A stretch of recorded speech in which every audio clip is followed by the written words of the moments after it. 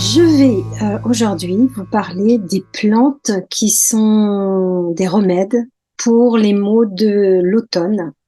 Parce que effectivement, en automne, en énergétique chinoise, les poumons et le gros intestin sont souvent affectés.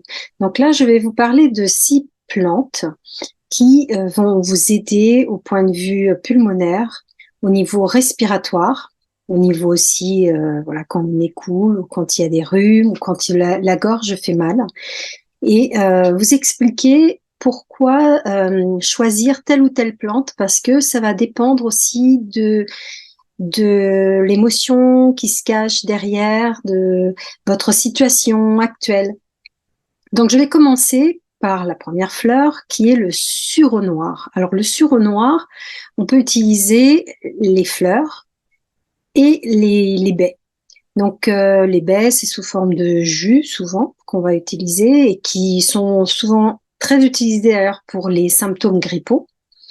Et les infusions de fleurs, alors les infusions de fleurs, qui sont infusées une dizaine de minutes, sans les faire bouillir, eh bien, elles vont permettre de faire transpirer. Donc, elles vont dégager les toxines, notamment quand justement vous êtes dans un état grippal. Elles décongestionnent les voies respiratoires, donc le nez, les poumons aussi quand il y a de la toux. Elles permettent d'agir donc sur tout ce qui est rhume, sinusite. On peut les utiliser aussi en gargarisme pour les maux de gorge, les angines, les pharyngites. Donc voilà pour on va dire les effets du sureau noir, sachant que derrière, donc le sureau noir a un effet protecteur et régénérant. C'est une plante qui a une très grande importance quand on est dans une phase d'évolution, euh, parce qu'elle accompagne. Et c'est vrai que les maladies, c'est souvent parce qu'il y a des choses à nettoyer, parce qu'il y a un état, on doit passer à un étage supérieur. Mais pour ça, il faut lâcher certaines choses. Donc le sureau noir, ça accompagne un petit peu cette phase, ce qu'on appelle la mort-renaissance. On mord à quelque chose, à ce que l'on était dans le passé, pour ensuite renaître. C'est aussi l'arbre de l'impermanence, c'est-à-dire que ça correspond à des personnes qui sont toujours en mouvement, qui sont tout le temps en train de changer et qui parfois justement résistent. Quand il y a une maladie qui se manifeste, c'est parce qu'il y a une résistance à ce changement, un refus d'évoluer, souvent une forme de stagnation qui se crée. Et donc elle vient apporter justement remettre ce mouvement en route, pour permettre cette évolution, cette transition dans la vie, passer sur, voilà, intérieurement, passer sur un autre niveau. Et c'est aussi, pour finir avec le sureau noir, une plante qui correspond aux personnes qui doivent résoudre des contradictions intérieures. Quand on a beaucoup de contradictions intérieures, on dit blanc, puis après on dit aussitôt noir. Oui, je veux, mais en fait je veux pas. Et du coup que la personne justement stagne et reste coincée dans son état. Donc, si vous vous reconnaissez un petit peu dans ce schéma-là, et que vous avez un rhume ou que vous commencez à tousser ou que vous commencez à être malade, eh bien, pensez au sureau noir. La deuxième plante qui est très utilisée donc pour les voies pulmonaires, c'est le lierre terrestre. Alors, le lierre terrestre, on utilise la plante entière. Elle est très facile à trouver dans la nature. On utilise donc la plante, on la fait infuser pendant 10 minutes. Il faut savoir que son goût est amer, donc souvent on peut y associer d'autres plantes, comme par exemple l'anis vert pour donner un goût plus sympa. On peut l'associer avec d'autres plantes qui agissent sur les voies respiratoires, comme le marube par exemple, ou l'hysope. Et c'est une plante qui va agir sur les bronches, sur l'affection des bronches, et particulièrement, alors il faut savoir que quand vous dormez la nuit et si vous vous réveillez entre 3 heures et 5 heures du matin, en énergétique chinoise, ça correspond à l'heure du poumon. Et donc les poumons qui sont eux-mêmes reliés à certaines émotions comme la tristesse profonde, le désespoir, etc. Eh bien, ça peut, si vous voulez, cette émotion peut affecter les bronches et les bronches peut entraîner justement des réactions émotionnelles et parfois des réactions au niveau du sommeil, c'est-à-dire qu'entre 3 heures et 5 heures du matin, vous vous réveillez sans pouvoir vous rendormir. Et dans ce cas-là, les feuilles de lierre terrestre peuvent être utilisées en les plaçant sous l'oreiller. Ça, c'est un remède de grand-mère qui peut faire ses preuves et qui peut aider justement à lutter contre cette insomnie. On va utiliser autrement le lierre terrestre donc en infusion pour les toux grasses. Pour les toux sèches, ce serait plutôt le lierre grimpant. Hein. Ne confondez pas lierre terrestre et lierre grimpant. Ce ne sont pas du tout les mêmes plantes. Le lierre grimpant, tout le monde connaît. Le lierre terrestre, comme son nom l'indique, il rampe sur le sol. Alors justement, ça correspond à quel genre de personne? Il faut savoir que c'est une plante qui donne une identité par rapport à son propre territoire et qui aide à assumer, à se confronter à des événements difficiles dans la vie. Et donc, elle permet, entre autres, parce que la première difficulté que rencontre une âme quand elle s'incarne, ben, c'est justement cette incarnation terrestre. Et donc, elle peut accompagner cette incarnation ou cette difficulté qu'il y a eu à s'incarner en fait dans le monde matériel. Elle va aider à tempérer les émotions, apporter de la patience là où il y avait de l'impatience, aider à calmer intérieurement, en fait, donner confiance dans les forces de la nature pour vous aider, pour vous soutenir dans ces épreuves que vous traversez. Et ça peut se manifester quand on a justement de l'impatience ou des tics nerveux, des soubresauts comme ça au niveau musculaire. Eh bien, le lierre terrestre peut aider justement à calmer tout ça, mais à un autre niveau, hein, parce que là, on est vraiment dans le domaine émotionnel. Donc, ça permet du coup de renverser des situations qui étaient bloquées. Alors, bloquées consciemment ou inconsciemment, hein, bien sûr, mais ça va apporter une lumière, une compréhension par rapport justement à ce qui est bloqué. C'est un peu comme si on apporte cette lumière et cet amour et cette attention là où se trouve emprisonnée une émotion. Ça va permettre de faciliter finalement cette connexion avec la lumière du soleil, qui est importante justement dans cette phase d'évolution. Et tout en gardant cette connexion avec la terre, avec la nature. Ça va permettre de comprendre qu'on n'est pas tout seul sur la terre, qu'on fait partie d'un tout.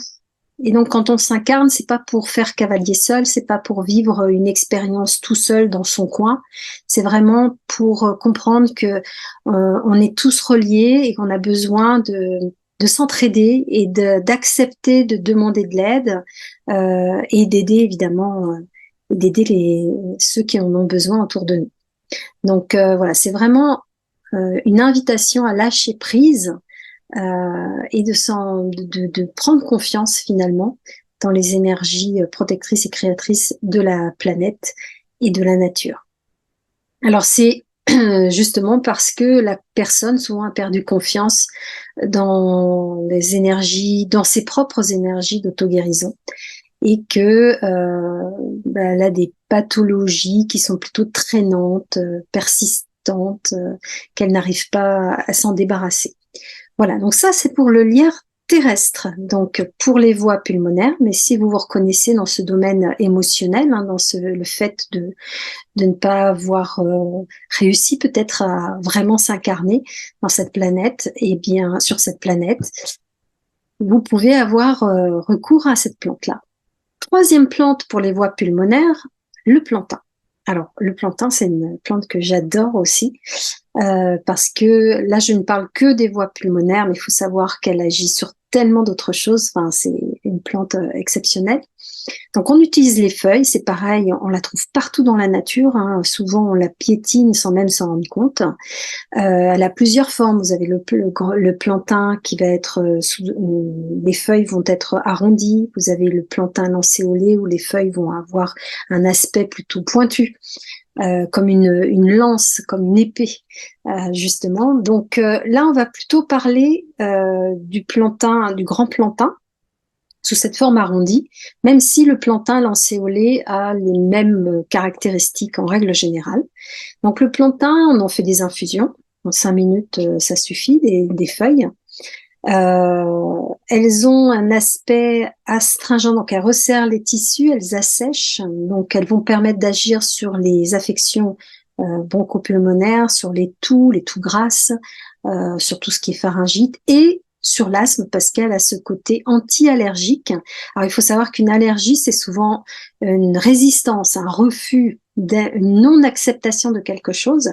Et donc il y a déjà cet aspect-là qui vient ici, c'est-à-dire que quand il y a de l'asthme, quand il y a une allergie qui provoque ces convulsions et c'est tout, c'est qu'il y a quelque chose que l'on n'accepte pas. Donc, elle va avoir cette action donc expectorante. Elle va avoir alors le plantain lancéolé, il a des caractéristiques un petit peu différentes parce que il va aussi avoir une action antibactérienne, notamment sur le staphylocoque et le streptocoque, staphylocoque doré. Et une action antivirale sur l'herpès, par exemple, etc. Donc, à qui correspond, qui peut bien encore plus profiter du plantain, même si tout le monde peut en profiter, eh bien, les personnes fragiles, dont l'immunité est basse. Hein. Donc, personnes fragiles avec une immunité basse, ce sont justement des personnes qui sont facilement piétinées et donc qui perdent leur énergie face à ce qu'on pourrait considérer comme la puissance des autres, mais elles ignorent qu'elles ont cette propre puissance en elles. Et donc, c'est des personnes très émotives qui n'arrivent pas à contrôler cette émotivité et du coup, ça affaiblit leur organisme, ça affaiblit leur vitalité et ça fait baisser leur capacité immunitaire de défense. Donc, elles n'arrivent pas à se défendre face à ça. Elles ont du mal du coup à supporter la réalité, le monde dans lequel elles vivent, parce que forcément, si elles considèrent qu'elles sont agressées en permanence, c'est pas facile à vivre. Et elles préfèrent se réfugier dans l'imagination, les rêves, les projections, rêves éveillés, plutôt que de regarder ce qui est et de passer à l'action dans l'ici et maintenant. Donc, il faut rappeler que les poumons c'est en lien avec la communication avec l'extérieur. Donc déjà, on peut voir qu'il y a une interaction avec l'extérieur, il y a quelque chose qui est gêné, hein, et ça c'est valable pour toutes les plantes et toutes les pathologies quelque part. Alors après, suivant que c'est une inflammation qui peut cacher une colère ou autre chose, des muqueuses, par exemple des mucosités qui vont être bloquées, bon, c'est des choses qu'on a du mal à évacuer, donc ça peut être un refus justement de lâcher ou de regarder en face certaines choses profondes en soi, donc le plantain peut aider à agir là-dessus et il va d'une certaine façon, il invite ces personnes à la prudence, de façon à ce qu'elles ne se sentent pas agressées et de façon à ce qu'elles se sécurisent intérieurement. Donc voilà pour le plantain. Autre plante, donc là je crois qu'on en est à la 4e. Une autre plante donc pour les voies pulmonaires, respiratoires, c'est le bouillon blanc ou molène, ça porte les deux noms.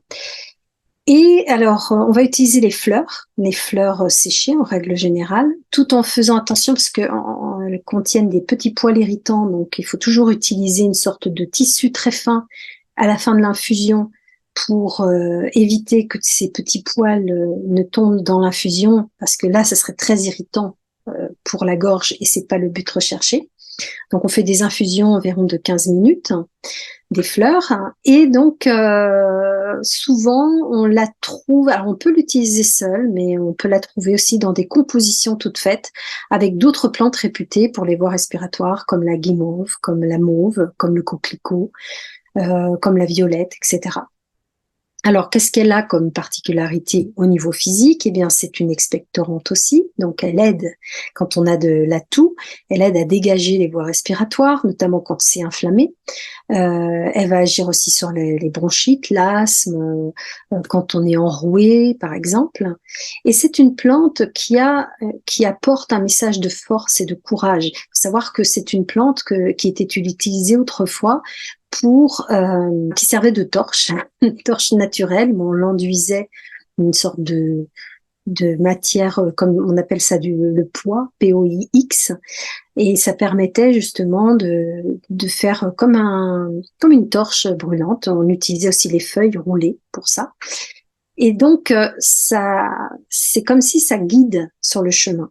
Ça amène la lumière dans les ténèbres et ça donne un sentiment de sécurité. Donc, c'est pour les personnes qui souvent se mentent à elles-mêmes et qui ont besoin d'un peu plus de sincérité. C'est-à-dire qu'elles ne regardent pas leur propre potentiel, elles n'exploitent pas les potentiels qui sont là, elles ne veulent pas les voir ou elles ignorent, elles font semblant, en tout cas, de ne pas les voir. Et ça permet justement, en exploitant ces potentiels intérieurs, de profiter finalement des résultats de son travail en libérant ces forces créatrices qui sont en chacun de nous. Et ça invite aussi à être très attentif aux verbes, aux mots que l'on utilise. Est-ce que les mots que vous prononcez quand vous parlez à quelqu'un sont positifs, sont utiles? Est-ce que parfois il vaut mieux pas rester silencieux? Et c'est valable aussi bien sûr avec vous. Mais là, comme je vous disais, les poumons, on est beaucoup dans la communication avec l'extérieur, donc c'est dans ce sens-là qu'il vaut mieux regarder. Quelle est votre façon de communiquer avec les autres? Est-ce que vous êtes vrai? Est-ce que vous êtes sincère? Est-ce que vous dites les choses telles que vous les pensez? Est-ce que vous utilisez des mots blessants ou est-ce que vous essayez de manipuler la personne? Voilà, il y a toute cette démarche déjà à regarder. Et puis vis-à-vis de soi, c'est aussi quand on est un petit peu indécis sur la voie à prendre, en vous posant des questions, qui suis-je? Quelles sont mes valeurs? Est-ce que finalement vous êtes vraiment aligné à vos valeurs intérieures? Donc voilà, c'est vraiment une invitation aussi, le bouillon blanc, à se défaire de l'influence extérieure, des attentes des autres, pour vraiment vous mettre sur votre voie. Donc il y a plusieurs aspects évidemment dans une plante. Donc ça, c'en est un autre. C'est-à-dire que finalement, vous ne vous respectez pas parce que vous voulez faire plaisir à ceux qui attendent de vous que vous vous comportiez de telle ou telle façon. Donc, c'est vraiment l'intégrité de votre personne ici qui est en jeu. Et donc, c'est important de revenir à qui vous êtes vraiment, à votre vraie personnalité. Donc, ça, quand justement, on n'est pas conscient qu'on n'est pas finalement aligné à sa voix et qu'on n'est pas sincère avec soi, eh bien, ça peut être une façon aussi pour le corps de vous alerter en développant des pathologies pulmonaires. Prochaine plante, c'est le pin, et notamment les aiguilles de pin qu'on peut faire en inhalation, justement pour dégager le nez, pour dégager les voies respiratoires, etc. Mais on peut le trouver aussi en macérat de bourgeon, on peut le trouver sous forme d'huile essentielle. Il y a plusieurs sortes de pin d'ailleurs, mais c'est une huile essentielle. Enfin, si je parle de l'huile essentielle, elle est puissante et on l'utilise pas pour les enfants, c'est généralement que pour les adultes. Et donc, ne faites pas, par exemple, de diffusion d'huile essentielle dans une pièce où il y a un enfant ou un animal. C'est trop puissant pour eux. Donc, on va l'utiliser pour les rhumes, pour les grippes, quand il y a des épidémies, par exemple. Et elle est cortisone-like. Elle va renforcer en fait les surrénales et vous donner de la puissance. C'est souvent d'ailleurs l'huile essentielle de pin permet de débloquer quand vous avez tout d'un coup des blocages au niveau du bas des reins, enfin du bas du dos. Quand vous êtes bloqué, eh bien c'est une huile essentielle qui peut permettre de débloquer parce que quand on est bloqué, c'est que quelque part on n'arrive pas à affronter quelque chose. Et donc, cette huile essentielle, elle va donner de la force, elle va donner de la sécurité et elle va vous permettre de vous redresser, à condition que vous compreniez ce qui est rattaché à ça. Sinon, ça risque de revenir, sachant que les blocages comme ça au niveau du dos sont souvent liés à une émotion forte qui a eu lieu peu de temps avant. Donc, c'est aussi, alors le pin, ça fait penser un peu à la glande pinéale, hein, où il y a pin justement dedans. Et d'ailleurs, la glande pinéale est souvent représentée comme une pomme de pin. Eh bien, c'est une ouverture spirituelle. Ça invite à aller voir au-delà de la matière, parce que les surrénales, c'est quelque chose de très brut de décoffrage. Et donc, ça invite à avoir un regard un petit peu plus spirituel, de s'ouvrir à d'autres aspects, sachant que la glande pinéale, c'est aussi elle qui vous permet d'avoir un sommeil profond. C'est elle qui gère les rythmes de votre vie, tous les rythmes biologiques, tout ce qui est rythmé finalement, c'est en lien avec la pinéale. Donc, c'est une glande quand même très importante dans votre quotidien. Et donc, le pain, sous toutes ses formes, ça peut être l'infusion des écorces de pin, ça peut être juste l'inhalation, ça peut être l'huile essentielle, ça peut être les macérats de bourgeon. Ça va vous aider dans ce sens-là. Alors, ça donne de la force, de la volonté, de la persévérance quand il y en a besoin. Euh, et notamment s'il y a, par exemple, par rapport à certaines choses à faire ou certaines personnes, des remords, de la culpabilité. Quand vous vous critiquez, en fait, vous dites mince, j'aurais pas dû faire ça, j'aurais pas dû dire ça, et que du coup ça vous bloque. Et vous, comme je parlais, du blocage en bas du dos, ça vous bloque et vous n'osez pas aller de l'avant. Donc ici, le pain va vous aider justement à vous reconnecter à la joie de vivre, à vous reconnecter à qui vous êtes, à l'enthousiasme et de vivre tout simplement, sans se poser 1000 questions, à savoir est-ce que j'aurais dû faire autrement, etc. Ça, c'est des ruminations mentales qui ne servent à rien et qui ne font que vous bloquer. Et la dernière plante que je voulais aborder ici par rapport aux voies respiratoires, c'est le thym. Alors le thym, comme tout à l'heure le pin, je l'ai relié à la pinéale, le thym est très associé, très proche du thymus, qui est une glande très importante pour le système immunitaire et pour la croissance aussi personnelle. Alors la croissance de l'enfant, physiquement parlant, mais la croissance aussi plus spirituelle, la croissance tout au long de votre vie. Donc le thym, il apporte de la chaleur. Il va agir donc sur les voies respiratoires, bien sûr. On le connaît beaucoup quand on a un rhume, quand on tousse, quand on se sent pas bien. Mais il faut savoir il peut vraiment agir beaucoup plus profond si on le fait aussi en conscience pour grandir intérieurement. Quand, par exemple, vous avez manqué d'attention, de reconnaissance, de chaleur lors de votre enfance, par exemple, ou dans votre vie d'aujourd'hui, ça peut être ancien, mais ça peut être récent, et que du coup, ça vous donne une fragilité respiratoire parce que vous avez manqué de cette chaleur humaine, parce que vous avez manqué de cette attention. Et c'est un peu comme si vous vous êtes retrouvé dans un froid intense qui a perturbé les poumons. Donc du coup, avec de la toux, alors ça peut être de la toux sèche, de la toux spasmodique comme la coqueluche, notamment par exemple un enfant qui tousse beaucoup, c'est souvent pour attirer l'attention, parce qu'il a le sentiment justement de ne pas être au sein de l'attention de peut-être de ses parents. Donc voilà. Et ça peut être aussi d'ailleurs le thym, on peut aussi l'utiliser pour la toux, mais plus aiguë avec des mucosités qu'on a du mal à évacuer.